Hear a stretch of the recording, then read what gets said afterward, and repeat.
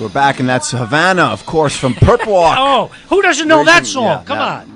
That was Purple Walk, and you may know that the drummer, that raging metronomic drum beat, was provided by no other than Roger Clark of NY1 morning features fame. Roger, are you with us? Hey guys, what's going on? Wow, that's great. I have to say, I feel like that scene in That Thing You Do, where the guys first hear their song on the radio. I've never heard it. I've never heard it on the radio. That was pretty cool. Yeah, it's great. I mean, listen. I just can't believe that anyone behind that raging anarchist music is the lovable, affable Roger Clark of NY1. It's incredible. You lead a double life, my friend. Yeah, I'm a big punk rock fan. I always have been, going way back. Yeah. So actually, oh wait, I have to open the door. Hi, sir. Oh yeah, of course, no problem. Yeah, thanks.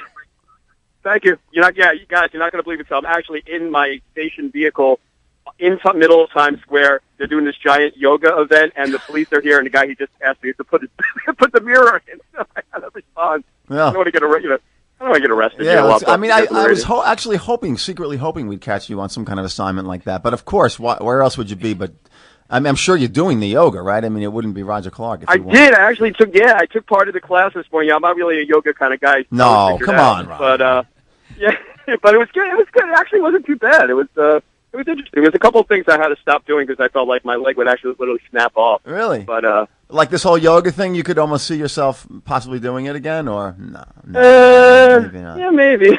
I don't know. Yoga and punk rock, jeez. So this is just another day in the life. This is why we were hoping that we were telling the listeners just a bit earlier that, when we saw you Friday at Bloom's Tavern for Bloom's Day on the 16th, and you went to interview Malachi McCourt, who's unfortunately he's not in the studio today because he's a little under the weather, and he says he's going to be back next week. I'm sorry. Yeah. But when you actually told him that you had Frank McCourt for an English teacher at Stuyvesant High School, we both kind of looked at each other, and it could be no other way because, like, anytime Malachi, basically meets anybody, especially, on the radio in public, I mean, we could have an Eskimo on, and Malachi would have, I don't know, like put the ice in his drink at Hell's Bells and some, his second cousin shine the shoes of, I mean, there's no end to to the people who who know Malachi, who've connected with him or his family, usually Frank at some point, usually he always jokes that his next book is called I Read Your Brother's Book, because so many people would always come up to him having known Frank's book. It's got to be frustrating. I can see how it could get frustrating. I was even thinking, I felt like a jerk for a second, the fact that I even mentioned it to him. But I couldn't help myself because, you want to make the connection. Everybody does. I mean, Malachi was famous when Frank was, merely, as Malachi hates to say, merely an English teacher at Stuyvesant High School. Yeah, I mean, I was already watching Mal when I had Mr. McCourt as my teacher. I knew Malachi. He was on Ryan Soap. Oh, that's so we right. we all knew who he was. Right. So talk a little bit about having Frank, a future Pulitzer Prize winner for an English teacher. I mean, did you guys know? Did you get a sense of that he was had a talent? I mean, he was great with the words as a speaker, and I'm sure as an English teacher. What did that come through in his class or what? Yeah, it really did. It really did. He was a great storyteller, and even if he was telling something that was pretty mundane, like what he had for dinner the night before, he would just spin it in such a way that you were enchanted by it. And then at the same time, he would help. I really loved creative writing and stuff. In high school, I was kind of a lost kid and everything. And the one place I was able to kind of go away to was I like writing. Writing was great. It was fun, especially it was weird being in a science and math school, and I was like writing. So thank God that Frank McCourt was there to kind of nurture that. And then, but you kind of knew, and we always used to tell him, we'd say, hey, Mr. McCourt, these are great stories. You should write them down somewhere sometime. And really? He's like, oh, yeah. So you were behind Angela's ashes. That was your idea? Right, no, it was all me. It was all me, guys. It was all me. I mean, I don't know the chronology, John, but had he started the memoir when he was, or did, No, it all started when he finally retired because he had the time to do it. Yeah. He said when he was doing it and going out and hanging out at the Lion's Head and teaching and everything else that was going on in his life, that there wasn't time to sit down and do it. And that's what even more amazing. He was in his 60s, I think, when he started writing that. Yeah. And then through a confluence of somebody knowing somebody who knew somebody who was an agent who got the book. Which never happens in the McCourt family. Yeah. so Roger, but you do remember, like, students encourage, obviously who knows what the reason, but students themselves being encouraging for him to write. Usually it's the other way around. It's the English teacher who tries to, motivate the students to write. But I mean, did you guys really say to him, like, yeah? Yeah, absolutely. It was definitely it was a thing. We all, almost everybody who took the class would be like, wow, this guy's some great stories and songs, and like he really, it wasn't like, but it wasn't like it was a total surprise when all of a sudden Angela's Ashes came out. I was like, holy crap, he finally did it, Yeah, right. That's amazing. So seeing Malachi, that was great on Bloomsday. You mentioned Frank. I'm sure everyone mentions it, but why not? I mean, the guy Frank McCourt was part of kind of those formative years for you, I guess, right? So that's cool. Yeah, it really was. And my story with him is that so years later, I started in radio. I did radio for 8 years in small towns upstate. So I was in Poughkeepsie, and I was producing a talk show, kind of like your guys. It was like from noon to 1 every day. It was a local newspaper writer. He hosted the show from the Poughkeepsie Journal. And 1 week he went away on vacation. He goes, "It's all yours." And I was like, "Oh my God, what am I going to do now?" Yeah. Right. But I realized, I was like, how crazy would it be to try and get Frank McCourt to come on? He had just released Angela's Ashes. And I somehow found this publicist, got in there, and he agreed to do it. So he calls into the station, and it was funny because he goes, "Roger," and I'm like, "Yes, Mr. McCourt." He goes, "So this is what's become of you." It was always like he was disappointed I wasn't like doing something more creative, and that I was like doing journalism. But then he stayed on with me the whole hour on a little AM station up in Poughkeepsie. He didn't have to do that, and I always really appreciated that. That was a great. That just shows you how dedicated he was to the students. That's awesome. I'd love to hear that. That would be great. Yeah. So, Roger, turning to what you do, I mean, you've been doing this for a long time, right? I mean, when I was just Googling you this morning, so how am I going to introduce this guy? Like, give me a few facts here. And I saw an article from more than 10 years ago in The Observer with the headline, something like the greatest schlub on television. Yeah, the last schlub on TV. The last schlub on TV, exactly. Which you got to have a great PR person to generate a headline like that. I don't know how you do it. Well, yeah, but of course, yeah. But I mean, you've been doing this for a long time, huh? This kind of immersive, participatory stuff that you do, right? Yeah, when I first started in NY1, the first gig was I was the reporter from Staten Island, and I think I got the job basically because I partially grew up on Staten Island between there and Queens. My dad still lives there. My whole family was from Mariners Harbor, and when I went in for the interview, I knew all the high schools. I knew the ferries. I knew this, that, so it was easy to I got the job. Right. But after I would fill in from time to time on this feature shift. And I got a good rapport with Pat Kiernan, who's our morning anchor, who most people watch NY1 obviously are familiar with. And then when the gig came up, when the person, my predecessor, left, I jumped in, and I've been there for 12 years. So thank God, I feel very blessed to have the opportunity and do all this crazy stuff and have fun. And every day's an adventure, and every day is a different part of the city. And even though I grew up here and I've lived in 4 of the 5 boroughs, I still find things I didn't know, and I still find places I've never been. And that's the best part about this town. There's so many little nooks and crannies, like an English muffin, right? And it's great. And Roger, just the process of you picking what to do every day. Like, how was Blooms picked on Friday, and even today episode of Times Square, you doing yoga? What is the process, and how do you know about these events that are going on? Yeah, it's kind of a mix. Like, so Bloomsday was interesting. So I went to the bachelor party of Bob Hart, who's our political director. I'm sure you guys are familiar. Yeah. And I sat next to a guy named Noel Donovan, and he's the owner of Blooms. And he told me, and then he had told me about it a couple of years ago. We may not have remembered talking about it, but then I saw him at Bob's annual Memorial Day barbecue a couple of weeks ago, and he reminded me. And then I said, "Oh yeah," and somehow we were able to get it together. Now, like today's event was more, PR firm driven. Like you start to get a good relationship with certain PR people from different things, and this has been. But surprisingly, I've never covered this event. I've been in NY1 for 15 years, and this has been going for 15 years. This is the first time I've actually covered it. So some things you cover every year, like the basics, like St. Patrick's Day Parade, Columbus Day Parade, Groundhog Day, and then some things you may miss, and then all of a sudden you pop up, and here I am covering it today. So it depends. It's kind of like a 50-50 mix from like getting emails from people, social media. So, social media actually has helped a lot with finding things like the really cool underground quirky things that maybe won't wind up on any of the major, networks. Right. Now, I've seen you doing. I mean, you do hard news too. Or have you moved a little more towards the kind of fun features because people seem to really like you in that role, or do you still keep your hand in some of the, when news breaks and all that stuff? Well, yeah, I think it depends on the day. Like they don't typically assign me anymore to the hard news. I mean, stuff happens. Like right now, while I'm talking to you, you get a scaffold collapse or something on the other side of town, and we might have to go. Yeah. And I'm glad they and I always appreciate the fact that they trust me with everything. They know I could do the goofy stuff, and I could also handle the heavy stuff. I mean, because years ago, looking back, I mean, I covered the Staten Island ferry crash. I covered the 9/11 hearings. I mean, some pretty heavy stuff over the years, and they've always trusted me with both, which I always felt, blessed and appreciate that they gave me the opportunity to do a little bit of everything. But I do love doing the featurey stuff, and we've been on a good roll with it lately, and I think that's the role they like to see me in the mornings as we move on. So that's fine with me. I'm totally excited about doing that. Like what stands out in your mind as some of like the funnier stuff that you've been involved with? I mean, just some of the, like that article, for example, talks about surfing and I don't know, like your shorts fell down. I don't know, like people coming up to you and saying like weird things. You're in some Japanese bath. I didn't really I just kind of skimmed it, but there's got to be like funny stuff that happens all the time, right? From these things. Well, yeah. One thing is my weight has fluctuated over the years. Like in fact, 2 days in a row, today and yesterday, people came up to me and said, "Hey, you don't look as fat in real life." Is that a compliment or? Well, I don't know. We were analyzing it, me and my crew in the truck, because sometimes we have some downtime when we talk, and it depends. And I'm fine with that. I mean, anytime someone says I don't look fat, it's good. Right. My dad typically tells me I do look fat on a daily basis. So he calls me at night. He's like, Well, one time we did a swimming story, and he goes, "When you were getting out of the pool, you looked like a beached whale." I'm like, "Thanks, Dad."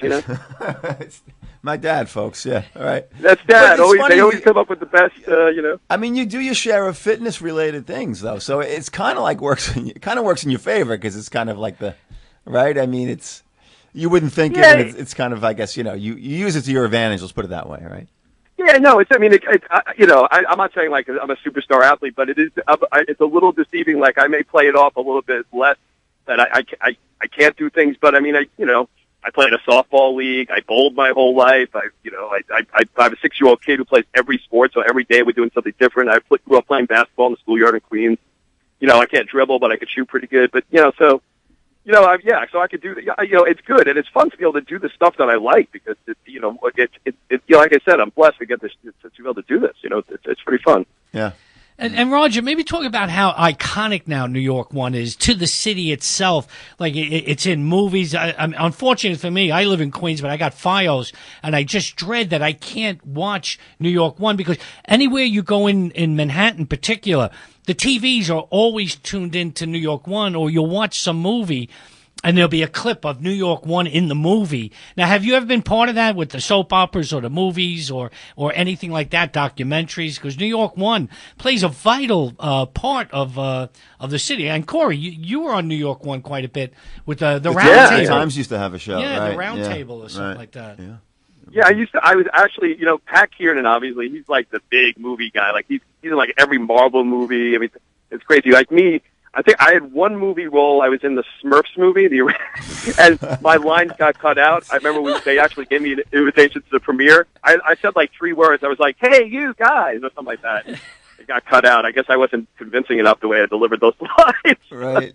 Yeah. But and then people asked me like, "Hey, so how were the Smurfs? Were they nice?" And I was like, "Well, I didn't really get to meet the Smurfs, so that was another, Yeah, maybe your trailer wasn't close enough to the Smurfs on set, huh? Right. I should have demanded the trailer closer to the Smurfs.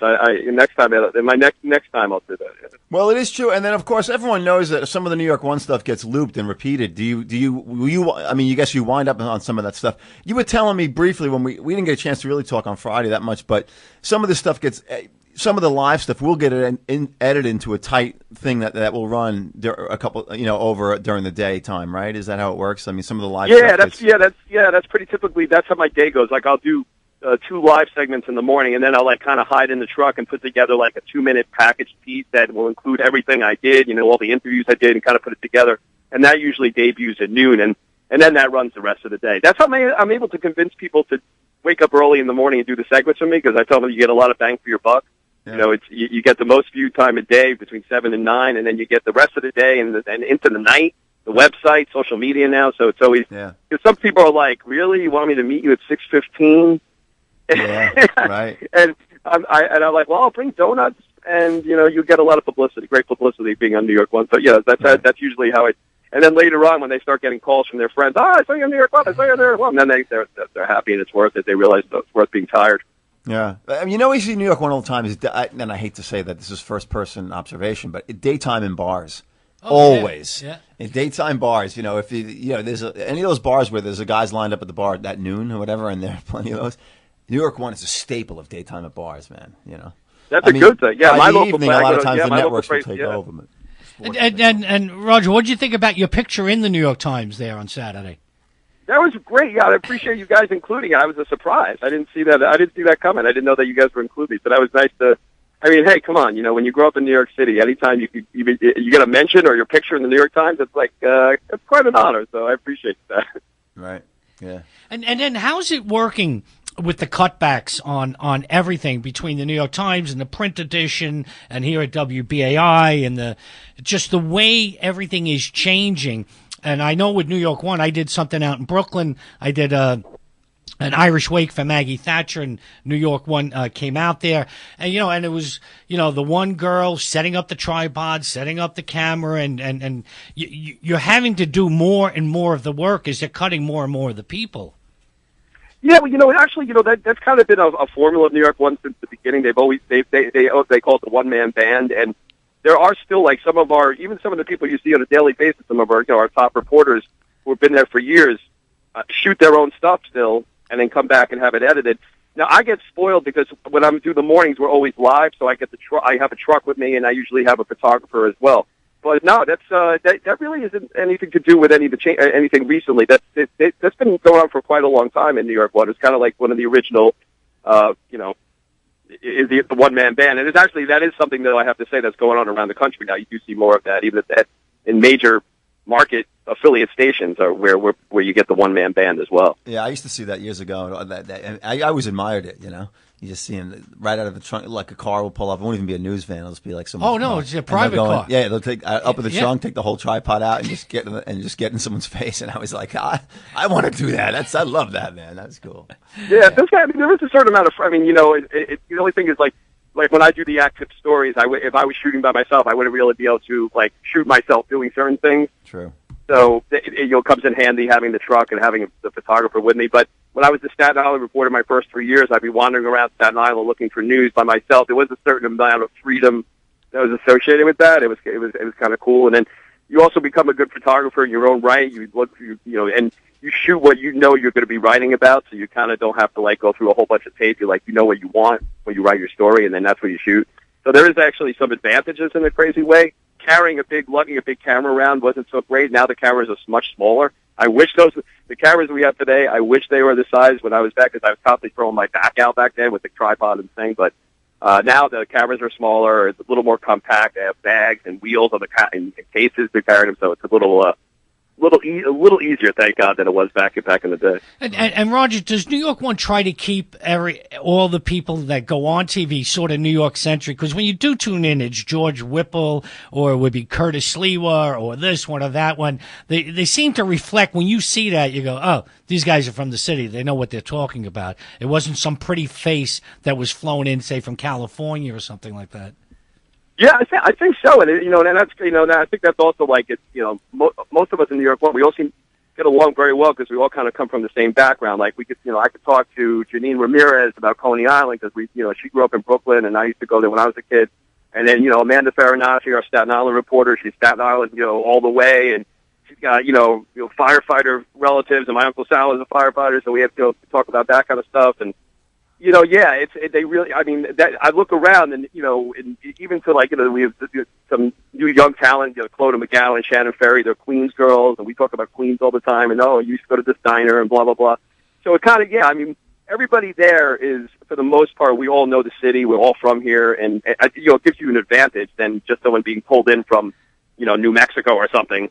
Or Utah, and all of a sudden trying to have to figure out New York City. I think they like that about us, and I think I hope that's why we've all been around so long, is because we got that connection. And what part of Queens did you live in? I grew up in Forest Hills on 67th and Austin. And yeah, that was my stomping grounds, and and all, like I said before. So yeah, I was actually born in the Bronx. We lived on 167 to Jerome till I was 2, and then we moved to Staten Island. It was there till I was 7. Folks split up. Then I moved to Queens. I did most of my growing up in Queens, but would spend a lot of weekends on Staten Island, going back and forth, visiting my dad and stuff. So all over the place. Like I said, the only borough I haven't lived in so far is Brooklyn.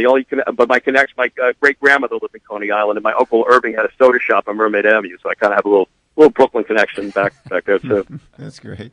And Forest Hills, so that's where you got your punk rock roots from, I guess, right? The Ramones. Well, yeah, the Ramones are a little older than me, obviously, but it's kind of funny that that I didn't even realize that they grew up right across the boulevard from me until later years. Yeah, I think it's in the water. Yeah.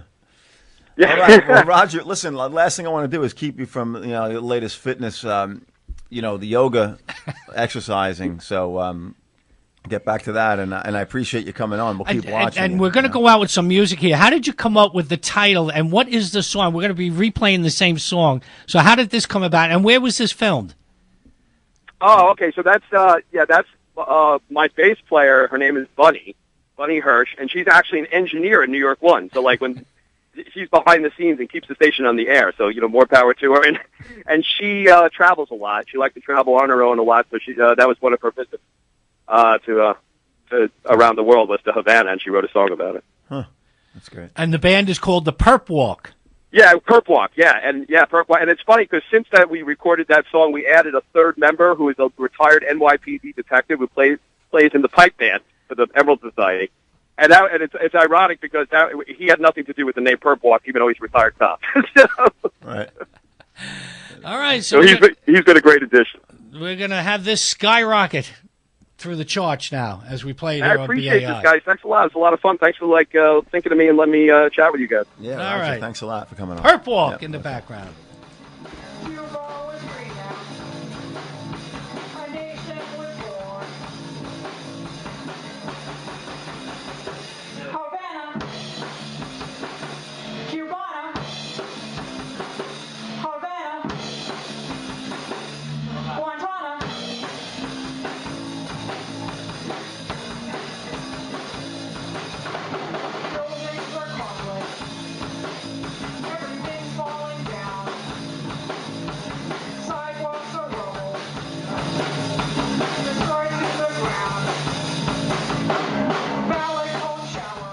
That's Havana by Perp Walk. Roger Clark playing bass. And thanks to Roger for coming on, and we're going to switch gears now. I'm sorry, drummer. Right, the drummer. The bass is Bunny, the engineer at NY1. Right. Okay, so, and we're going to switch gears now, and we have Paul Schottenham on the